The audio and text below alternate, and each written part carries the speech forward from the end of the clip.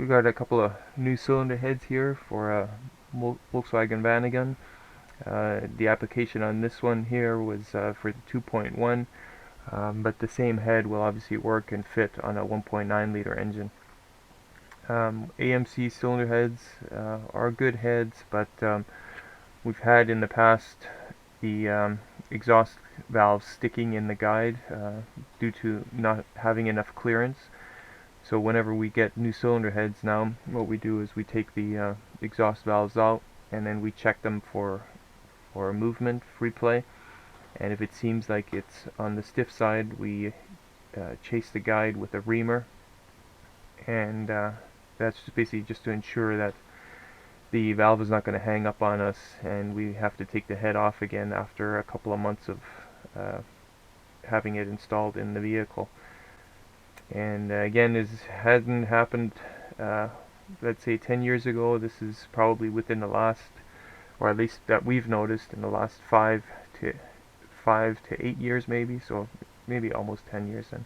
Let's say more closer to 5 years that we've noticed it. There's a Go Westy article, they've had it up for quite a while, talking about similar issues and other issues with AMC heads, but we've only run into the valve sticking scenario. So here I'm just blowing out the debris from the reaming process. I didn't record the reaming process since I just don't want to influence you guys with the way I do things. You can do your own research on how to ream, what tools to use, etc. And so I just figured I'd touch base with you guys on the sticking problem that can occur if you are going to use AMC heads. It's definitely worth checking. Here's the valve put back in after reaming, and then just checking for play and free movement of the valve, and it does obviously feel much freer to move. A little bit of tapping in that I'm doing here. Obviously initially when I tried it, it had some lubrication on it from the manufacturing process, and then here I'm wiping it dry, so it will be a little bit less in terms of more movement, more play. But the fact that I used a reamer and the shavings that I got out of it after reaming did indicate to me that it wasn't quite 9 millimeters. Obviously when guides are installed, there's a chance of them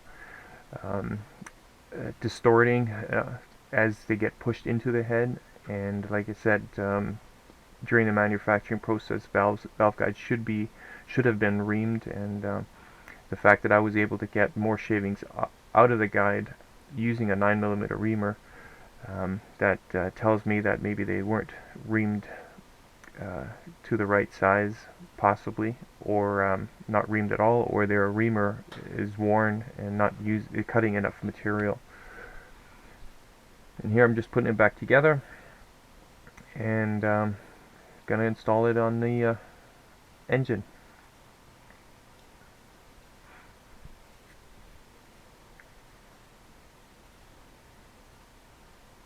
There's obviously other tools that you can use as well to collapse valve springs in order to remove the keepers. This is the tool that I'm using. There is a different tool that I use on the air-cooled heads. It actually attaches to the studs on the top there where those nuts are. But for this application I use that spring compressor, like a C-clamp. Keepers are always fun to put back together or back on the valves. Having a little magnetic screwdriver does help hold a keeper, but on the other hand it also makes it a little bit difficult letting go of the keeper. A little bit of oil on the keeper just ensures that it gets sucked into place and it'll stick better. And sometimes you can really fight with these keepers to get them into place. This one actually went quite nicely.